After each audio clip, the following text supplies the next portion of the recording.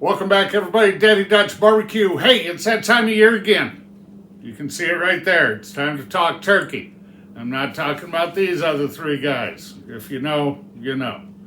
Anyway, we are going to be out on the drum today. We have a turkey breast here. We're going to be injecting it with Chicken Fried Barbecue's Game Over. We're going to season it with Uncle Steve's Shake Bird Shake and the West Coast Shake. That's a collaboration between Uncle Steve and this guy, Cooking with CJ. Come on out, let's get the drum fired up, and then we're gonna prep this turkey. See you in a short. So what we're gonna do, guys, is this is actually a turkey breast roast. It came in 2 pieces inside the package there. So we're gonna trim off any of the smaller loose pieces that are going to burn up and dry out on the drum. Now, I did misspeak in the previous clip in that we are going to be brining this bird, not injecting it. Now you can see some loose pieces on here, some extra fat, and a little silver skin on the end that we're going to take off. Nice sharp knife makes really quick work of this. We'll get rid of these end pieces. We'll get them put into this quarter pan and go ahead, get our brine on the turkey and go ahead and put it in the fridge for 2 to 4 hours, whatever you have time for. We actually did this one for a couple hours. So let's go ahead and get the brine mixed up and we will show you the directions on that next. The best part about this is you can do it with your chicken broth or water, whichever you prefer.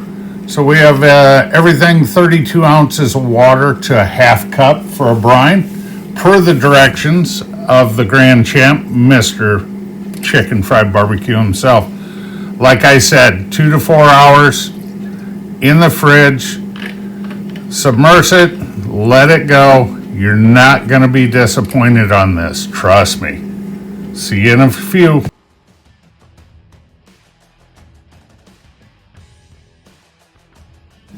All right, we went about 2.5 hours on this. You can see our breast roast in the brine. We're going to take this out. We're going to let some of the brine drip off this and get ready to season.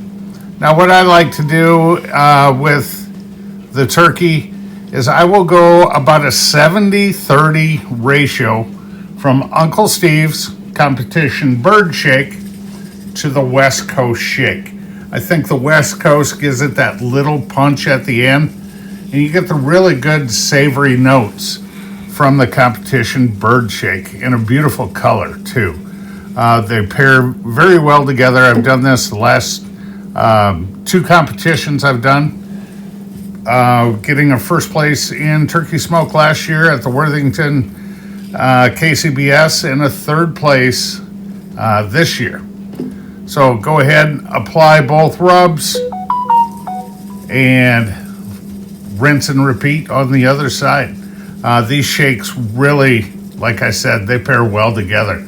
I apologize for the shadow there, but hopefully you can see the coverage on it. So you saw the drum was fired up. It's setting about 350 degrees. So we're going to go ahead and finish seasoning these up. Let them set for about 10 minutes and let it tack up and we'll get out to the drum. And in the miracle of time, the drum is ready to go. Fairly simple, guys, right on the grate. We're going to go ahead, start smoking these to the color we want. You can hear that little sizzle there in the background, knowing that your drum is nice and hot. Now this smaller piece, we're going to bunch up a little bit. It is going to cook a little quicker, but with it being a 2-piece roast, we got to do what we do. Now we're 45 minutes in here. We're going to come out. I do like the color on them. The rub is not quite set the way I'd like, but it is getting up to temp. So we have a pan with some butter pats in it to keep everything moist. We'll go ahead and put it in there, cover it up with some foil, put it back to bed. And I typically like to pull the turkey right at 160 degrees.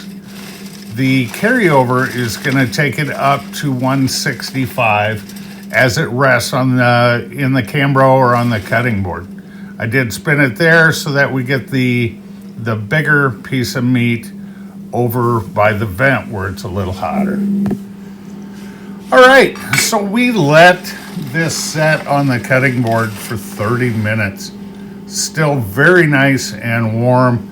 Let them muscles relax. Let a little bit of that butter and the juices absorb back up into the meat. When I slice this, I was very, very happy. I gave a slice of this to Mrs. Dutch off camera. She's not always the biggest turkey fan, but it turned out phenomenal. The flavors in there, and it was moist, it was tender. Not one bit disappointed in the flavor of this bird. Like I said, the savoriness of the competition bird shake and that little pop from the West Coast shake. Now for competition, I do glaze these, but let me tell you, this turkey breast roast right here would make one heck of a sandwich. Turkey club, do with what you want.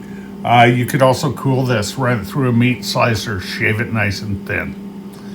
Guys, go ahead and give this a try. Look up Bill Chicken Fried Barbecue for his Game Over competition chicken brine.